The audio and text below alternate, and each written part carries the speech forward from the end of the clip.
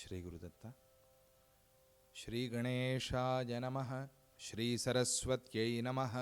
శ్రీపాదవల్లభ నరసింహ సరస్వతి శ్రీ గురుదత్తాత్రేయాయ నమః. శ్రీ గణపతి సచ్చిదానంద సద్గురుభ్యో నమః. అసతో మా సద్గమజ తమసో మా జ్యోతిర్గమజ మృత్యోర్మా అమృతంగమజ. ఓం శాంతి శాంతి శాంతి. గురుర్బ్రహ్మా గురుర్విష్ణుః గురుర్దేవో మహేశ్వరః. గురుస్సాక్షాత్ పరం బ్రహ్మ తస్మై శ్రీ గురవే నమః. శ్రీభూయుత శ్రీహరిచిహ్నితాభ్యాం అగస్త్యరేఖాదిభిరంచితాభ్యాం నిగూఢబీజాక్షరముద్రితాభ్యాం నమో నమః సద్గురుపాదుకాభ్యాం. అజ్ఞానతిమిరాంధస్య జ్ఞానాంజనశలాకయా చక్షురున్మీలితం యేన తస్మై శ్రీగురవే నమః. అఖండమండలాకారం వ్యాప్తం యేన చరాచరం తత్పదం దర్శితం యేన తస్మై శ్రీగురవే నమః. దేహే జీవత్వమాపన్నం చైతన్యం నిష్కళం పరం త్వం పదం దర్శితం యేన తస్మై శ్రీగురవే నమః. అఖండం పరమార్థం సదైక్యం చ త్వం తదోశుభం అసినాదర్శితం యేన తస్మై శ్రీగురవే నమః. యతః సర్వాణి భూతాని ప్రతిభాంతి స్థితాని చ యత్రైవోపశమం యాంతి తస్మై సత్యాత్మనే నమః. జ్ఞాతా జ్ఞానం తథా జ్ఞేయం ద్రష్టా దర్శనదృశ్యభూః కర్తా హేతుః క్రియా యస్మాత్ తస్మై జ్ఞప్త్యాత్మనే నమః. స్ఫురంతి సీకరాయస్మాదానందస్యాంబరే వనౌ సర్వేషాం జీవనం తస్మై బ్రహ్మానందాత్మనే నమః. బ్రహ్మానందాత్మనే నమః. బ్రహ్మానందం పరమసుఖదం కేవలం జ్ఞానమూర్తిం ద్వంద్వాతీతం గగనసదృశం తత్వమస్యాదిలక్ష్యం ఏకం నిత్యం విమలమచలం సర్వధీ సాక్షిభూతం భావాతీతం త్రిగుణరహితం సద్గురుం తం నమామి. శ్రీవసిష్ఠం నమామి. రామాయ రామభద్రాయ రామచంద్రాయ వేధసే రఘునాథాయ నాథాయ సీతాయాః పతయే నమః. ఆపదామపహర్తారం దాతారం సర్వసంపదాం లోకాభిరామం శ్రీరామం భూయో భూయో నమామ్యహం. ఓం పూర్ణమదః పూర్ణమిదం పూర్ణాత్ పూర్ణముదచ్యతే పూర్ణస్య పూర్ణమాదాయ పూర్ణమేవావశిష్యతే. ఓం శాంతి శాంతి శాంతి. జై గురుదత్త. పూజ్య గురుదేవులు అప్పాజీ వారు నిన్న హైదరాబాద్ వచ్చి చేరుకున్నారు. బిహెచ్ఎల్లో జయలక్ష్మీమాత కళ్యాణం రేపు విశేషంగా జరుగునుంది. స్వామీజీ వారి ఆశీస్సులతో ఉగాది వేడుకలు దుండిగల ఆశ్రమంలో జరుగుతూ ఉన్నాయి. ఆ తరువాత గచ్చిబౌలిలో చాలా విశేషంగా రాగసాగర అలాగే భగవద్గీత సంపూర్ణ పారాయణ, సౌందర్యలహరి పారాయణ, ఈ అన్ని కార్యక్రమాలు, శ్రీరామనవమి ఉత్సవాలు, ఈ అన్ని కార్యక్రమాలతో అందరినీ అనుగ్రహించేందుకు స్వామీజీ వారు భాగ్యనగరం హైదరాబాద్కి విజయం చేసి ఉన్నారు. స్వామీజీ వారిని మనం ప్రార్థన చేసుకుంటూ ఈ అన్ని కార్యక్రమాల్లో అందరూ పాల్పంచుకోండి, అన్నదానం మొదలైన అన్ని కార్యక్రమాల్లో అని చెప్తూ మనము యోగ వాసిష్టంలో కుంభఋషి ఆ శిఖిధ్వజుడికి చేసిన ఉపదేశాన్ని గురించి చెప్పుకున్నాం. చూడాలాదేవి అంటే ఆ శిఖిధ్వజుడి యొక్క భార్య. ఆవిడే తన పరమ యోగశక్తితో కుంభఋషి రూపాన్ని ధరించి ఆ అడవుల్లో కూర్చుని తపస్సు చేసుకుంటున్న శిఖిధ్వజుడి దగ్గరికి వచ్చి ఉపదేశం చేసి జ్ఞానవంతుణ్ణి చేసింది. ఆయన సర్వస్వత్యాగం చేయాలి అనుకున్నాడు. సర్వస్వత్యాగం అంటే ఏమిటి అనే సంగతి ఆవిడ చెప్పింది. ఏదో వస్తువులు విడిచేస్తే సర్వత్యాగం కాదది, మనస్సు అహంకారం దాన్ని విడిచిపెట్టాలి అనే మాట ఆవిడ చెప్పింది. అలా ఉపదేశం అంతా అయిన తర్వాత ఏమైంది అనే ఆ విషయాన్ని, ఆ కథని వశిష్ఠుల వారు చెప్తున్నారు. శ్రీ వశిష్ఠ ఉవాచ ఇతి యావత్ ప్రతివచః పుష్పహస్త శిఖిధ్వజః ప్రణామాయ దదాత్యేషః తావదంతర్ధిమాయయౌ. వశిష్ఠుల వారు అంటున్నారు, ఇలా ఈ ప్రకారంగా మనం ఇన్ని రోజులు చెప్పుకున్నాం కదా, ఈ ప్రకారంగా ఆ కుంభఋషి తన ఆ చివరి ఉపదేశాన్ని పూర్తి చేశాడు. ఇలా ఉండు నాయన అని, సుఖీభవ, నీ ఆత్మలో నువ్వు రమిస్తూ ఆ ఆనంద సాగరంలో ఉండిపో అని ఉపదేశం చేయటం మనం చెప్పుకున్నాం. అలా ఆ ఉపదేశం చేసిన తర్వాత శిఖిధ్వజుడు కనిపించింది. ఇంత ఉపదేశం పొందాక మనం గురువుకి గౌరవాన్ని, భక్తిని సమర్పణ చేసుకోకపోతే ఏమి ప్రయోజనము అని చెప్పి అక్కడే ఉండే కొన్ని పూలు తీసుకుని ఆయన పాదాలకు సమర్పణ చేసి నమస్కారం చేద్దాము, కృతజ్ఞతా భావన తెలుపుకుందాము అని అనుకున్నాడు. ఇది భక్తులు, శిష్యులు చేయాల్సింది. గురువు విషయంలో ఉపదేశం అయిన తర్వాత గురు కానుక అనేది ఒక విధానం, పద్ధతి. అంటే ఆ ఉపదేశాన్ని మనం పొందాం కాబట్టి, గురువులు మనకి ఆధ్యాత్మ మార్గాన్ని చూపించేటువంటి పరమ గురువులు, సద్గురువులు విషయం కాకుండా సామాన్య విద్వాంసులు కానీ, సామాన్యులు కానీ మనకు మంచి విషయం చెప్పినప్పుడు వారికి ఆ కృతజ్ఞతని తెలుపుతూ ఏదైనా సమర్పణ చేసుకోవటం అనేది ఒక పరంపర, ఒక పద్ధతి. భాగవత సప్తాహాలు ఇటువంటివన్నీ అయినప్పుడు మనము సమర్పణ చేయాలి. పండితులు చెప్పినా సరే, ఇక గురువులే మనకి చెప్తూ ఉంటే ఇంకా దాని గురించి చెప్పేదేముంది. అలా పరమమైన అధ్యాత్మ శాస్త్రాన్ని ఉపదేశం చేసి ఆ ఆధ్యాత్మిక మార్గంలో ఉత్కృష్టమైనటువంటి ఆ భూమికలు దాటేలాగా చేసి బ్రహ్మ సాక్షాత్కారము, ఆత్మలాభము కలిగేలాగా చేసిన ఆ గురువుకి ఏమిచ్చి రుణం తీర్చుకోగలం? ఏమీ లేదు. కానీ మన భక్తి ప్రకటన అనేది చెయ్యాలి. అందువల్ల ఆ పూలు తీసుకుని కృతజ్ఞతా భావనతో ఆ పాదాలకి సమర్పణం చేసి ప్రణామాయ దదత్యేష, అలా ఒక నమస్కారం చేసుకుని అయ్యా నేను ధన్యున్నయ్యాను అని చెప్దాము అని అనుకుని నమస్కారపూర్వకంగా ఆ కృతజ్ఞతా వాక్యాలు చెప్దాము అనుకునేలోగా హఠాత్తుగా ఉన్నట్టుండి కుంభరిషి అక్కడి నుంచి అంతర్ధానం అయిపోయాడు. అసలు ఎక్కడా రావటం ఎలా వచ్చాడో వెళ్ళటం అలాగే వెళ్ళిపోయాడు. ఉన్నట్టుండే వచ్చాడు కదా, ఉన్నట్టుండి ఎక్కడి నుంచి వచ్చాడు ఈయన అని ఆశ్చర్యంగా చూశాడు. ఇక్కడైతే అసలు పూర్తిగా అంతర్ధానం, అక్కడ కూర్చున్నవాడు కూర్చున్నట్టుగానే మాయమైపోయాడు. ఇలా ఈ కుంభర్షి యొక్క ఈ విషయము ఎందుకు వశిష్ఠుల వారు చెప్పారు అంటే, ఆ కుంభర్షి రూపంలో ఉన్నది చూడాలాదేవి కదా. చూడాలాదేవి అంటే ఎవరు? శిఖిధ్వజుడి భార్య. భార్యకి భర్త పాద నమస్కారం చేయటం అనేది ఎక్కడా లేదు కదా. ఆయుస్సులో కూడా చిన్నది భార్య. ఇక ఆ భర్త నుంచి నమస్కారం చేయించుకోవాలి అని భార్యలు అనుకోరు. ఆవిడ కూడా అలాగే ఈయన నమస్కారాన్ని నేను తీసుకోకూడదు, ఈయనకి ఆ సమయంలో చెప్పాలి కాబట్టి ఉపదేశం చేశానంతే, లేదా నా ద్వారా భగవంతుడు ఆ పరమాత్మ చేయించుకున్నాడంతే, నేను చేశాను అని అనుకోలే ఆవిడ. కాబట్టి ఇలా నమస్కారం చేయించుకోవడం తగదు అని చెప్పి ఆవిడ అంతర్ధానమైపోయింది అని అక్కడ వ్యాఖ్యాకారులు చాలా విశేషంగా చెప్పారు. ప్రతిభానగతం వస్తు యథైవాంతే నదృశ్యతే నదృష్టవాంస్తథా కుంభం అగ్రే రాజా శిఖిధ్వజ. కలలో కానీ, ఊహల్లో కానీ, మనోరథాల్లో కానీ వచ్చిన వస్తువులు మనకు కనిపించవు. అంతవరకే. ఏదో ఊహించుకున్నాం, అది బయట ఉండదు, ఊహల్లో ఉంటుందంతే. కలలో ఏదో ఒక వస్తువు కనిపించింది, అది కలలో ఉంటుందంతే, మేల్కొన్నాక ఉండదు. కలలో ఒక దరిద్రుడు చాలా గొప్ప ధనవంతుడైనట్టుగా కలగనొచ్చు, మేల్కొన్నాక ఆ వస్తువులు ఏవీ లేవు, అది కల వరకే అంతే. అలా కలలో కనిపించిన వస్తువులు ఎలాగైతే మెలకువలో ఉండవో ఆ ప్రకారంగా శిఖిధ్వజ మహారాజుకి అప్పటిదాకా ఎదురుగుండా కనిపించిన ఆ కుంభరిషి రెప్పపాటు కాలంలో అదృశ్యమైపోయాడు, కనిపించలా. కలలో వస్తువు కదా, మేల్కొన్న వెంటనే కళ్ళు కూడా తెరవక్కర్లా, కల నుంచి మెలకువ వస్తే చాలు అక్కడే మాయమైపోయింది. అలా అంత వేగంగా, అంత సూక్ష్మంగా ఆ కుంభరిషి అక్కడి నుంచి మాయమైపోయాడంటే కనిపించలేదు అని అర్థం. అంతర్ధానం అయిపోయాడు. మాయమైపోవటము అనే పదాన్ని వాడతాం మనం. అంతర్ధానం, అంతర్హితం అయిపోవటం అంటే ఎలా వచ్చాడో అలాగే వెళ్ళిపోవటం. కళ ఎక్కడ పుట్టిందో అక్కడే కలిసిపోయింది అంతే. నీలో పుట్టింది, నీలో కలిసిపోయింది. ఆ ప్రకారంగా ఆయన అంతర్ధానం అయిపోయాడు. గతే కుంభే మహీపాల పరం విస్మయమాజౌ తమేవ చింతయంశ్చిత్రం చిత్రార్పిత ఇవాభవత్.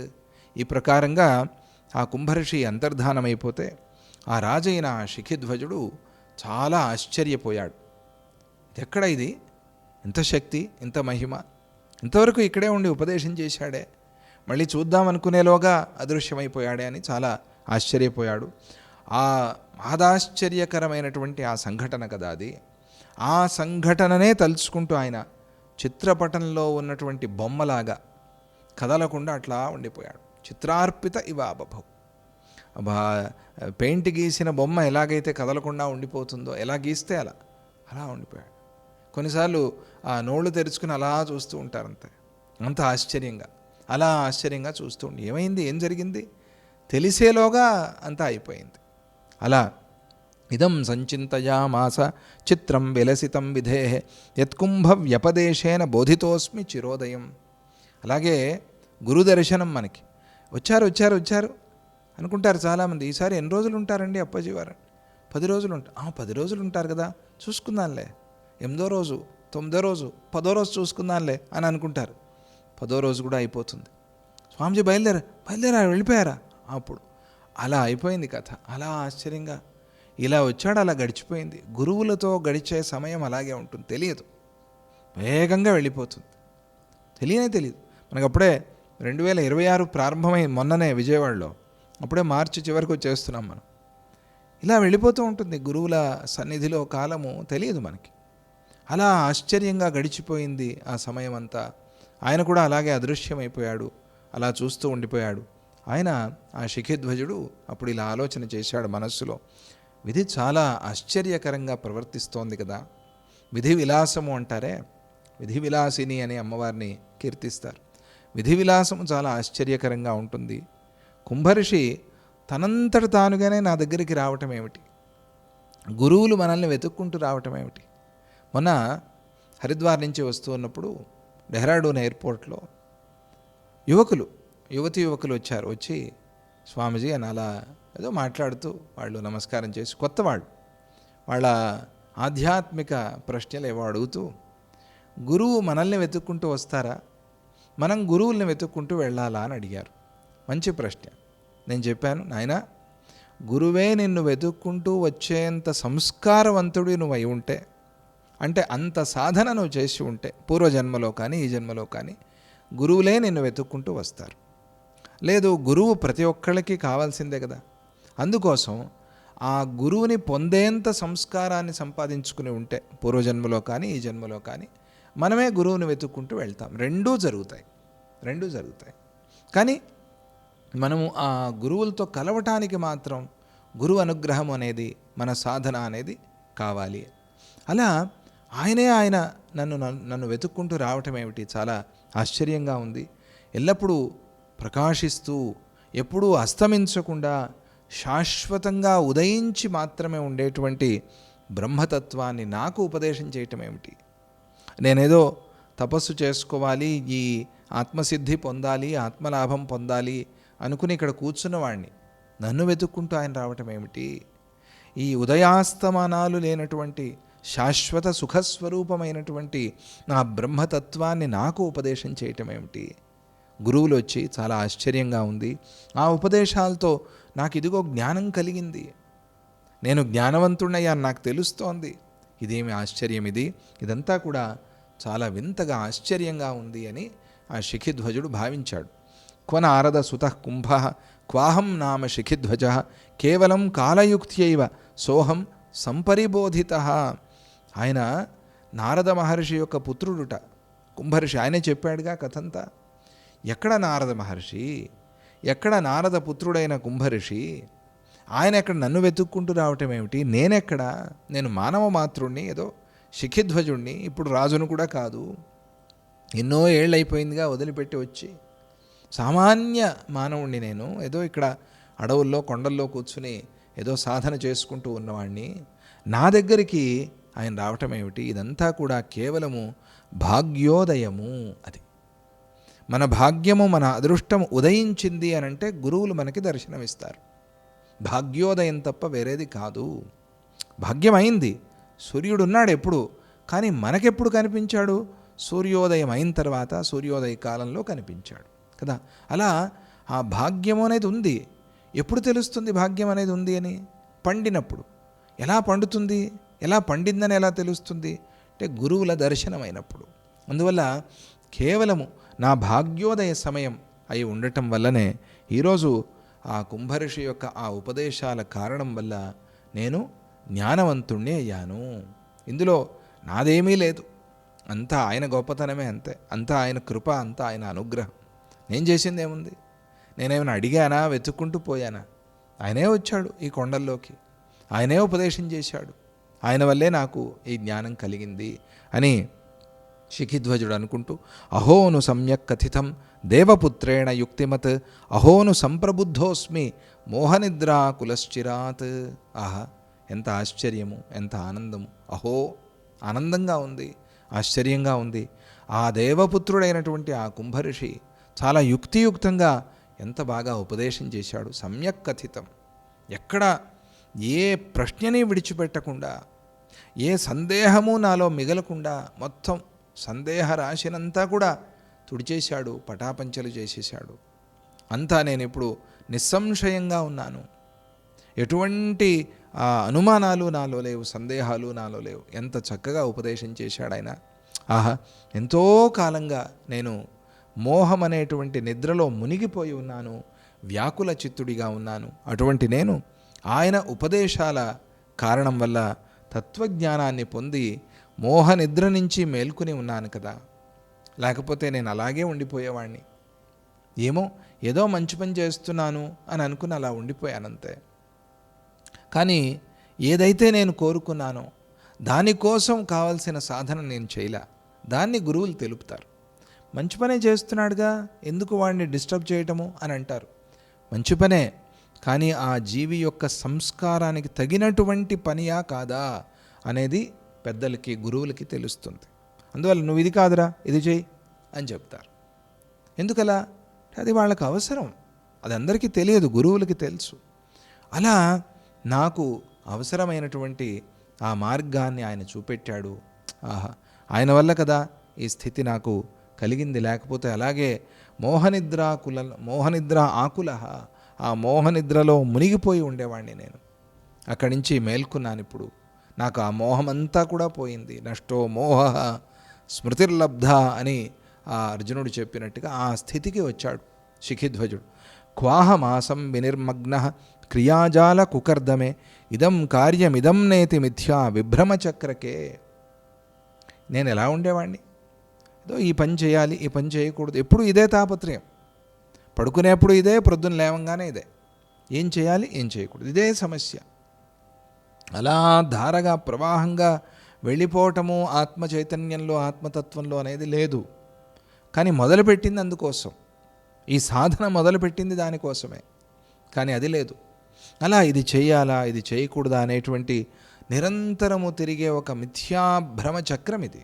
ఈ మిథ్యాచక్రంలో పడిపోయి, దానిలోనే మిథ్యాచక్రకే, ఆ చక్రంలో పడి అలాగే అలాగే అక్కడక్కడే తిరుగుతూ ఉన్నా.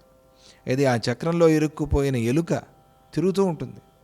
బయటికి వస్తాననుకుంటుంది, కానీ అలాగే అక్కడే తిరుగుతూ ఉంటుంది, అక్కడే.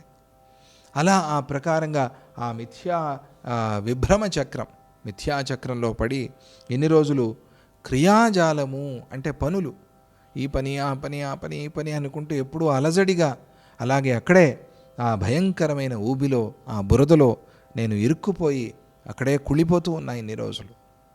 కుకర్దమే, అక్కడ ఆ బురదలో ఇరుక్కుపోయి ఉన్న నన్ను ఈరోజు ఉద్ధరించాడు గురువు.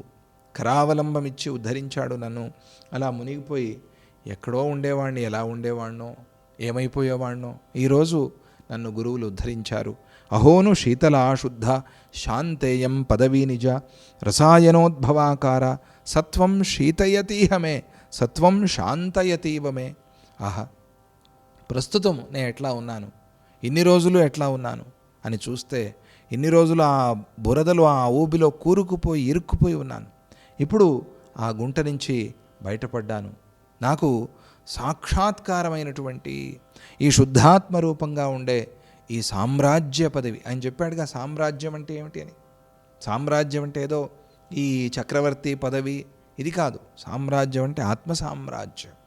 ఆ ఆత్మ సామ్రాజ్యాన్ని నువ్వు పొందవయ్యా అని చెప్పాడు. అది ఇప్పుడు నాకు లభించింది. ఇది నిజమైన చక్రవర్తిత్వం. శిఖిధ్వజుడు రాజు, కానీ ఈరోజు అది అసలైన నిజమైన అర్థాన్ని పొందింది. అటువంటి ఆ సామ్రాజ్య పదవి నాకు లభించింది. ఇది చాలా చల్లగా శీతలంగా ఉంది, శుద్ధంగా శాంతంగా ఉంది. ఆనందం అనేటువంటి ఆ అమృత రసాయనాన్ని నిరంతరము నాలో పుట్టిస్తూ ఉంది. అలా ఆ అమృత రసాయనాన్ని పుట్టిస్తూ ఉండేటువంటి ఈ ఆత్మ పదవి చాలా అద్భుతంగా ఉంది. నాకు తెలుస్తోంది, నేను దాన్ని అనుభవిస్తూ ఉన్నాను. అది అనుభవానికి వచ్చింది. ఆత్మానుభవం, స్వానుభవము అని పిలుస్తారు దాన్ని. ఆ గురువుల ఉపదేశం వల్ల సాధన పండి ఈరోజు ఆ ఆత్మ రసాయనము, ఆ స్వానుభవము అనేది నాకు కలిగింది. నా మనస్సుని ఇది శాంతపరుస్తోందా అన్నట్టుగా ఉంది. మనస్సు అలా అలా అలా అలా అలా శాంతించిపోయింది. ఆనందంగా సంతోషంగా ఉంది. ఇప్పుడు వాసనల్ని పూర్తిగా విడిచిపెట్టి సత్వంగా మారిపోయింది నా మనస్సు. ఇది ఇప్పుడు ప్రశాంతంగా ఆహ్లాదకరంగా ఉంది. నిర్వాసనం అయిపోయింది మనస్సు. నిర్వాసనమైన మనస్సుని ఏమంటారు? పూర్వం చెప్పారు కదా, సత్వము, శుద్ధ సత్వం అయిపోయింది. ఇప్పుడు అది మనస్సు కాదు, శుద్ధ సత్వస్వరూపంగా ఉండిపోయాను నేను. ఈ ఆత్మ పదవి లాభంతో తాను అనుకున్నవన్నీ తీరిపోయాయి. తాను ఏదైతే కోరుకుని ఇక్కడ కూర్చుని సాధన తపస్సు చేస్తున్నాడో అవన్నీ కూడా ఆయనకి లభించేశాయి అని ఆయనకి అనుభవానికి వచ్చింది. అది పూర్ణకామత స్థితి. అది పూర్ణకామత అంటే కోరికలన్నీ తీరటము అని మాత్రమే కాదు, కోరికలు లేకుండా పోవటం. పూర్ణకామత, ఆ పూర్ణతత్వాన్ని తెలుసుకోవటం వల్ల ఈ కోరుకోవటము అనే దాని నుంచి బయటపడిపోయాడు. అది ఇంకేముంది, ఇంకా కోరుకోవాల్సిందేది. ఆత్మలాభము కలిగిన తర్వాత ఇంకా వేరే లాభానికి పాకులాడాల్సిన పని లేదు కదా. అలా ఆ పూర్ణకామత సిద్ధి అనేటువంటిది నాకు లభించింది, నేను దాన్ని అనుభవిస్తున్నాను అనే విషయాన్ని శిఖిధ్వజుడు తెలుసుకుని తనకి తానే చెప్పుకుంటున్నాడు. శామ్యామి పరినిర్వామి సుఖమాసేచ కేవలం తృణాగ్రమపి నేచ్ఛామి సంస్థితోస్మి యథాస్థితం. నేను శామ్యామి, ఎలా ఉన్నాను? పరమశాంత స్వరూపంగా ఉన్నాను. పరమశాంతిని అందుకుని ఉన్నాను. నేనే శాంతి స్వరూపం అయిపోయా, ఇంకా వేరే ఏమీ లేదు. శామ్యామి పరినిర్వామి, అంతటా నిర్వాణాన్నే చూస్తూ ఉన్నా. అంతా మోక్షస్వరూపంగానే నాకు కనిపిస్తోంది తప్ప వేరేదేమీ కనిపించటంలా. కేవల స్వరూపంతో సుఖంగా ఉండిపోయాను. అదే స్వరూప సుఖం, దానికన్నా వేరే సుఖము లేదు. స్వరూప సుఖం, తనని తాను తెలుసుకోవటం వల్ల కలిగిన సుఖం. ఆ సుఖంలో ఉండిపోయాను. సుఖమాసేచ కేవలం. ఈ ప్రపంచంలో నాకు ఒక గడ్డిపోచ యొక్క అగ్రమంతైనా కూడా ఏది నచ్చటం లేదు, ఏది అవసరం లేదు. అంత కుషాగ్రం, దర్భే ఎంత సన్నగా ఉంటుంది, నా దర్భ మొన అదెంత సన్నగా ఉంటుంది, ఇంకా చిన్నగా ఉంటుంది. దాని కొన భాగం, ఆ అగ్రము యొక్క కొన భాగం అంటే ఇంత సుసూక్ష్మం. అంత కూడా నాకు ఏది కూడా అవసరం లేదు, ఏది నచ్చటము లేదు. అందుకే ఏ విషయం మీద నాకు కోరిక లేదు. అంటే ఇవన్నీ కూడా లోపలే తుడిచిపెట్టుకుపోయాయి అని అర్థం. వాస్తవంగా ఎలా ఉండాలో అలా నేను ఇప్పుడు ఉండిపోయాను, అలా ఉంటూ ఉన్నాను. నా వాస్తవ స్వరూపంగా, నా ఆత్మస్వరూపంగా, నా స్వస్వరూపంలో నేను ఉన్నాను. ఇక నేను కదిలేది లేదు, ఇక నేను అది ఇది కోరుకోవాల్సింది కూడా లేదు. ఏవం సంచింతయన్ రాజా నూనం నిర్వాసనాశయ శైలాదివ సముత్కీర్ణో మౌనమేవావతస్థివాన్. ఆ మహారాజైన శిఖిధ్వజుడు ఈ ప్రకారంగా ఆలోచనలు చేస్తూ ఎటువంటి వాసన లేనటువంటి శుద్ధమైన శుద్ధసత్వ స్వరూపంగా ఉండే మనస్సుగా ఉండిపోయాడు. అదే ఆ మనస్సే శిఖిధ్వజుడైపోయాడు. లేదా అటువంటి మనస్సు కలిగిన వాడై ఆ శిఖిధ్వజుడు రాయి నుంచి చెక్కి బయటికి తీసిన విగ్రహం ఎలాగైతే ఉంటుందో, బాబ్బా ఏం విగ్రహం అండి, ఇది రాములల్లా, అయోధ్య బాలరాముడు విగ్రహం మనమందరం చూసాం కదా. ఏమి నవ్వండి, ఏం కళ్ళండి, ఎంత బ్రహ్మాండం అండి. మన కాలాగ్నిశమన దత్తాత్రేయ స్వామి, మనకి ఇక్కడ పంచముఖ ఆంజనేయ స్వామి BHELలో మూర్తులు చూస్తూ ఉంటే మనం మురిసిపోతాం. ఏమి రూపం, ఏమి రూపం, అద్భుతం.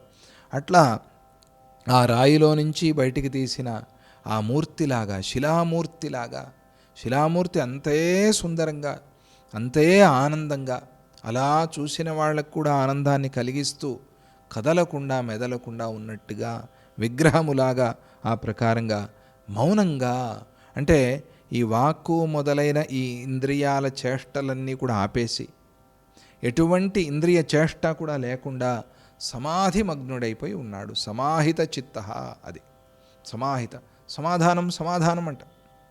ముహూర్తం వచ్చింది, సమాధానం ఏమిటి సమాధానం అంటే మనస్సుని కేంద్రీకరించండి, మనస్సుని ఏకాగ్రం చేయండి. మనస్సు పారిపోతూ ఉంటుంది, మనస్సుని ఏకాగ్రం చేసినప్పుడల్లా మనకి సుఖం కలుగుతూ ఉంటుంది. కాబట్టి ఆ మనస్సుని ఏకాగ్రం చేసే పని మీద మనం ఉండాలి. అందుకనే మనస్సు పెట్టి చదువు అని చెప్పేది పిల్లలకి. పని చేసేప్పుడు మనస్సు పెట్టి చేయి అంటే ఆ మనస్సు మీద మనం దృష్టి కేంద్రీకరిస్తే ఆ సుఖం అనేది మనకు కలుగుతుంది. ఇది ఆధ్యాత్మికంగా సాధన మనం అట్లా చేసినప్పుడు మనస్సు నిలిచిపోతుంది. దాన్నే సమాహిత మనస్కః, అది సమాహితమైనటువంటి అంటే సమాధాన పడిన మనస్సు, సమాధిలో మునిగిపోయిన మనస్సు. అది అట్లా కళ్ళు మూసుకుని ఉంటే సమాధి, మెలకు ఉన్నప్పుడు మనస్సుని కేంద్రీకరించి ఏకాగ్రం చేస్తే అది కూడా వ్యవహారంలో సమాధియే, ఎంతవరకే. అలా సమాహిత చిత్తుడైపోయి ఉన్నాడు. మౌనమేవ ఆస్థితవాన్, మౌనమేవ అవతస్థివాన్, అలా ఉన్నాడు. తస్మిన్నేవ తతో మౌనే నిస్సంకల్పే నిరాశ్రయే ప్రతిష్టాం నిశ్చలాం ప్రాప్య సతస్థౌ గిరిశృంగవత్.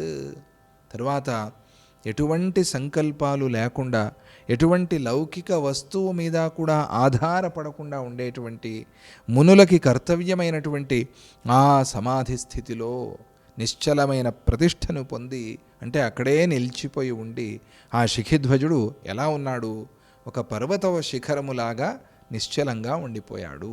అందుకనే కొండల మీదే స్వామి భగవంతుడు నెలకొని ఉంటాడు. కొండ మీది రాయుడు అని అక్కడ వెళ్ళొచ్చాం. అనంతపురం దగ్గర బుక్కరాయ సముద్రం దగ్గర. నిన్న మహబూబ్ నగర్లో వాళ్ళు ఒక క్షేత్రానికి తీసుకువెళ్ళారు. అక్కడ మన్యంకొండ వెంకటేశ్వర స్వామి, తీరిన వారికి తిరుపతి ఏట, తీరిన వారికి మన్యంకొండ అని నిన్న చెప్పారు వాళ్ళు. అక్కడ చాలా సుందరమైన గుహలో వెంకటేశ్వర స్వామి, నరసింహస్వామిలాగా ఉంటారు. చాలా చక్కగా మీసాలు ఉన్నాయి వెంకటేశ్వర స్వామి వారికి. ఎప్పుడైనా వెళ్ళినప్పుడు చూసిరండి, చాలా చక్కటి మంచి దేవస్థానం. అక్కడికి నిన్న వెళ్ళి దర్శనం చేసుకొచ్చాం. అలా ఆ కొండల మీదే ఉంటాడు స్వామి. ఎందుకు అనంటే మన బుద్ధి మన మనస్సు కూడా కొండలాగా కదలకుండా ఉండిపోతే అక్కడ పరమాత్మ నెలకొని ఉంటాడు. అంటే మనకి ఆత్మ సాక్షాత్కారం అవుతుంది అని తెలిపేందుకోసం. అందుకనే వెంకటాచలపతి ఆయన, అచలపతి, వెంకట అచలపతి. అచలం అంటే కొండ, కదలకుండా ఉండేది అని అర్థం. ఇలా రకరకాలుగా వేదగిరి, ధర్మగిరి, నానా శేషాద్రి, అద్రి, ఇవన్నీ పేర్లు కొండకి. అక్కడ స్వామి నెలకొని ఉంటాడు.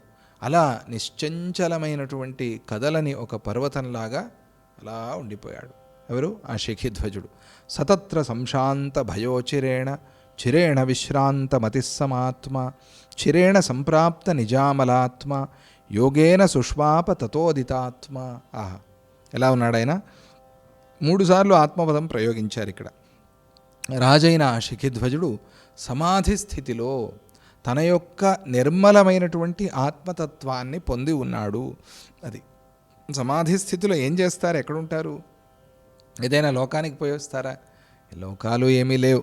అక్కడే లోపలే ఆత్మ సామ్రాజ్యంలోనే రమించటం, ఆనందించటం, అదే సమాధి, అదే ధ్యానం. అది సాధన వల్ల, గురువుల ఉపదేశం వల్ల, మనం చేసిన ఆ సాధన వల్ల మనకు కలుగుతుంది. అలా తనలో తాను ఆత్మసుఖాన్ని అనుభవిస్తూ ఉండిపోయాడు. సమస్వభావంగా ఉన్నాడు. చిరకాలం పాటు విశ్రాంతంగా ఉండేటువంటి ఆ బుద్ధిని పొంది ఉన్నాడు. వెనువెంటనే అన్ని భయాల్ని విడిచిపెట్టేసిన వాడై చాలా కాలంగా తాను అనుష్ఠానం చేస్తూ వస్తూ ఉండేటువంటి ఆ యోగ బలంతో అఖండితమైన స్వభావం కలిగిన వాడయ్యాడు. చిరకాల యోగాభ్యాస బలంతో అవిచ్ఛిన్నమైనటువంటి సమాధి స్థితిని పొందినవాడై ఆ శిఖిధ్వజుడు గాఢ నిద్రలో ఉండేటువంటి వ్యక్తిలాగా పరమ విశ్రాంతి పదాన్ని పొందాడు. గాఢ నిద్రలో ఉన్నప్పుడు జంతువైనా ఒకటే, మనిషి అయినా ఒకటే, ఏదైనా ఒకటే, కదలకుండా ఉండే చెట్టు అయినా ఒకటే, కదలకుండా అట్లా అన్నీ ఒకే సమంగా కనిపిస్తాయి. నిద్రపోతున్న వాళ్ళందరూ కూడా వాళ్ళ శరీరాన్ని విడిచిపెడితే మనం చూడటము అనేది, వాళ్ళు అనుభవిస్తున్న సుఖము ఆనందము అందరికీ ఒకటే. నిండారు నిద్రయునొకటే అన్నమాచార్యులు గానం చేసినట్టుగా. ఎక్కడో హంసతూలికా తల్పం మీద నిద్రపోయే రాజుగారి నిద్ర ఒకటే, ఏదో ఎక్కడో రోడ్డు మీద ఆ పక్కన ఫుట్పాత్లో నిద్రపోతూ ఉండేవాడి భిక్షగాడి నిద్ర కూడా ఒకటే. అంతే, వాళ్ళు నిద్ర ఒకటే, వీళ్ళ సుఖం లేచాక సుఖంగా నిద్రపోయామంటారు అంతే కదా. వీళ్ళకేమైనా దోమలు గీమలు కుడితే ఇబ్బంది పడతారేమో కానీ దీర్ఘంగా గాఢ నిద్ర వచ్చినప్పుడు ఇద్దరికీ నిద్ర ఒకటే కదా. అలా ఆ గాఢ నిద్రలో ఉండేటువంటి ఆ వ్యక్తిలాగా పరమ విశ్రాంతిని పొందాడు అని చెప్పి దీన్నే శిఖిధ్వజ సమాధానము అని చెప్తారు. ఈ శిఖిధ్వజ సమాధానం అనేటువంటి 102వ సర్గని పూర్తి చేసి ఇక 103వ సర్గలోకి ప్రవేశిస్తూ ఉన్నారు. ఇక్కడ దీని పేరు కుంభ పునరాగమనము అని. కుంభర్షి మళ్ళీ రావటం, ఆయన విడిచిపెట్టడు. గురువుగారు అంత సులభంగా వదిలేవారు కాదు, వదలరు.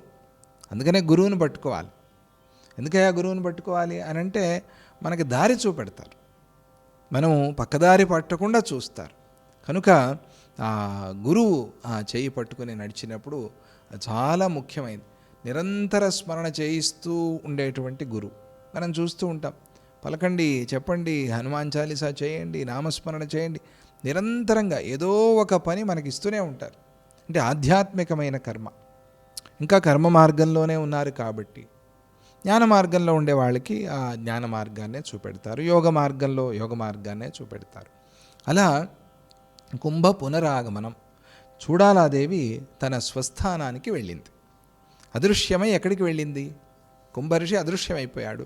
చూడాలాదేవి ఎక్కడికి వెళ్ళాడు ఆయన? ఎక్కడికి వెళ్ళింది ఆవిడ అని అంటే అంతఃపురానికి వెళ్ళింది. వెళ్ళి 3 రోజుల్లో మళ్ళీ తిరిగి రావటం. 3 రోజులు చూసింది. ఈయనేమైనా మళ్ళీ కదిలి వస్తాడా అని చూసింది. చూస్తే ఆయన రాలా. 3 రోజుల్లో మళ్ళీ తిరిగి శిఖిధ్వజుడి దగ్గరికి ఆవిడ రావటం అనే ఆ విషయాన్ని ఇక్కడ చెప్తారు. అలాగే బాగా ప్రయత్నం చేసి ఆయన్ని సమాధి నుంచి లేపాలి అని ఆవిడ చాలా అనుకుంటుంది, చాలా ప్రయత్నం చేస్తుంది. తర్వాత ఆయన ఇంకా లేవని పరిస్థితి వస్తుంది. అప్పుడు ఆవిడ ఆలోచన చేస్తుంది, సమాధి నుంచి లేవటం లేదని. ఆయనతో తాత్వికమైన విషయాల్ని చర్చ చేస్తుంది ఆవిడ. ఇవి ఇక్కడ ఈ సర్గలో విషయాలు. ఇప్పుడు వశిష్ఠులు వారు అంటున్నారు, శ్రీ వశిష్ఠ ఉవాచ నిర్వికల్ప సమాధానాత్ కాష్ఠకుడ్యోపమస్థితి ఏవం శిఖిధ్వజో రాజా చూడాలా మధురా శృణు. వశిష్ఠులు వారు అన్నారు, శిఖిధ్వజ మహారాజు ఈ ప్రకారంగా పూర్వ సర్గలో మనం చెప్పుకున్నట్టుగా నిర్వికల్ప సమాధి స్థితిలోకి వెళ్ళిపోయాడు. ఆయన అట్లా కదలకుండా పర్వతంలాగా ఆ సమాధిలో ఉండిపోయాడు, ధ్యాన సమాధిలో ఉండిపోయాడు. అలా ఆయన అట్లా ఉండిపోయి ఏదో కాష్ఠకుడ్యాదివత్ కట్టెలు గోడల్లాగా ఉండిపోయాడు. కట్టె ఎట్లాగైతే కదలకుండా పడి ఉంటుందో, గోడ ఎట్లాగైతే ఒకచోట ఉంటుందో అలా ఆయన ఉండిపోయాడు, నిశ్చలంగా ఉన్నాడు. ఇక చూడాలాదేవి ఏమైంది, ఆవిడ విషయంలో ఏం జరిగింది కథ అనేదాన్ని ఇప్పుడు చెప్తాను విను. చూడాలా మథ శృణు, ఆవిడ కథని చెప్తాను విను అని వశిష్ఠులు వారు ఇలా అంటున్నారు. శిఖిధ్వజం తం భర్తారం కుంభవేషేణ తేనస ప్రబోధ్యాంతర్ధిమాగత్య తతార తరసానభ. తన భర్త అయిన ఆ శిఖిధ్వజుడి దగ్గరికి వెళ్ళింది కదా ఆవిడ, వేషం మార్చుకొని కుంభర్షిగా వెళ్ళి ఆ శిఖిధ్వజుడికి కుంభవేషంతో చాలా బోధన చేసింది. జ్ఞానబోధ అక్కడ జరిగింది. అట్లా చేసి ఆయన్ని జ్ఞానవంతుణ్ణి చేసింది. ఇదంతా మనం చెప్పుకున్నాం. అలా ఆయన జ్ఞానవంతుడయ్యాక ఆ చూడాలాదేవి అంతర్ధానమైపోయి ఆకాశంలోకి ఎగిరిపోయింది అని అనుకున్నాం. అంటే ఎక్కడికి వెళ్ళిందో తెలియదు కాబట్టి దేవతలు ఆకాశంలోకి వెళ్ళారు అని చెప్తాం మనం. అంతా ఆకాశమే కదా, వాళ్ళు ఆకాశ రూపంగా అయిపోయారు అని చెప్పటానికి సూక్ష్మంగా, అందుకనే ఆకాశంలోకి వెళ్ళారు అని. వాళ్ళు ఆకాశంలోకి వెళ్ళొచ్చు, పాతాళానికైనా వెళ్ళొచ్చు, అది నీకెందుకు. కానీ మనం మొత్తానికి ఆకాశము అని అంటాం. అలా ఆవిడ ఆకాశానికి ఎగిరిపోయింది. నేను చూశాడు ఆకాశానికి ఎగిరిపోవటం అనేది, చూడలా. కానీ ఆవిడ ఆకాశ మార్గంలోనే ప్రయాణం చేసి వచ్చింది. ఖేచరీ ముద్రతో అంటే ఖే అంటే ఆకాశంలో, చరి అంటే తిరిగేటువంటి విద్య. ఆ విద్యతో యోగశక్తితో ఆవిడ వచ్చింది. అలా ఆవిడ ఆకాశానికి ఎగిరిపోయింది అని మళ్ళీ మనం చెప్పుకున్నాం. దేవపుత్రాకృతిం వ్యోమ్ని జహౌ మాయావి నిర్మితాం విదగ్ధ ముగ్ధమాకారం స్త్రైణం జగ్రాహ సుందరం. అలా ఆవిడ అంతర్ధానమైపోయి మాయమైపోయి ఆ చూడాలాదేవి ఆ దేవపుత్రుడైన కుంభర్షి రూపంలో ఉంది కదా. ఆ కుంభర్షి యొక్క ఆకారాన్ని ఏదైతే పూర్వం ఆవిడ తన శక్తితో లేదా మాయతో నిర్మాణం చేసుకుందో మాయా వినిర్మితాం అన్నారు. అంటే ఇప్పుడు భగవంతుడి యొక్క శక్తి ఏమిటంటే మాయాశక్తియే భగవంతుడి యొక్క శక్తి. అందుకనే ఆయన ఎక్కడైనా ఎలాగైనా కనిపిస్తాడు. కదా యోగి కదా భోగి కదా నగ్న పిశాచవత్. ఏ రూపమైనా ఆయన ధారణ చేస్తాడు, ఎక్కడైనా ఎలాగైనా ఉంటాడు. ఎందుకని ఆ మాయయే ఆయన శక్తి. అది అందువల్ల యోగమాయా బలంతో నిర్మాణం చేసుకున్నటువంటి ఆ రూపము దాన్ని ఆకాశంలోనే ఆవిడ విడిచిపెట్టేసింది. కుంభరిషి రూపం వెళ్ళిపోయి మనోహరంగా చాలా అందంగా చాలా సుందరంగా ఉండేటువంటి స్త్రీ రూపాన్ని మళ్ళీ ఆవిడ ధరించింది. అంటే చూడాలాదేవిగా మారింది అని అర్థం. ఆ శరీరము చూడాలాదేవిగా మారింది. నభసా స్వపురం ప్రాప వివేశాంతఃపురం క్షణాత్ దృశ్యా బభూవ లోకస్య నృపకర్మ చకారచ. ఆకాశ మార్గంలో ఆవిడ క్షణకాలంలోనే తన అంతఃపురానికి వెళ్ళింది. అక్కడ మళ్ళీ వాళ్ళు వచ్చి వెతకడం మొదలు పెడితే ఎక్కడ చూడాలదేవి, అసలే రాజుగారు వెళ్ళిపోయారు, చాలా ఏళ్ళు అయిపోయింది. ఇప్పుడు ఇన్ని రోజులు ఈవిడే రాజై పరిపాలన చేస్తోంది. ఎవరిని రాజుగా ఏం చేయలే, కూర్చోబెట్టలా. ఆవిడే రాజుగా అన్నేళ్ళు పరిపాలన చేసింది. చూసారా, అది పూర్వకాలం నుంచే వచ్చింది. ఉమెన్ ఎంపవర్మెంట్ ఈ కాలంలో మనం చెప్తాము. వశిష్ఠులు వారు అన్నారు, రాముడు వనవాసానికి వెళ్తే వెళ్ళని, సీత వెళ్ళాలి అని చెప్పలేదుగా కైకేయి, దశరథుడు కానీ. కాబట్టి సీతని మహారాజు చేస్తా అన్నాడు ఆయన. సీతని పీఠంలో కూర్చోబెడతా, సీతని రాజు చేస్తా, ఎందుకు ఆవిడెందుకు రాజు అయి పరిపాలన చేయకూడదు అని వశిష్ఠులు వారు అడిగారు. అడిగితే అయ్యా అంత పని చేయొద్దు, నేను ఆయనతో వెళ్ళాలనుకుంటున్నానని సీతాదేవి ప్రార్థన చేసింది. అప్పుడు సరే మీరు భార్యాభర్త కలిసి ఉండాలి అని ఆయన అనుమతి ఇచ్చారు.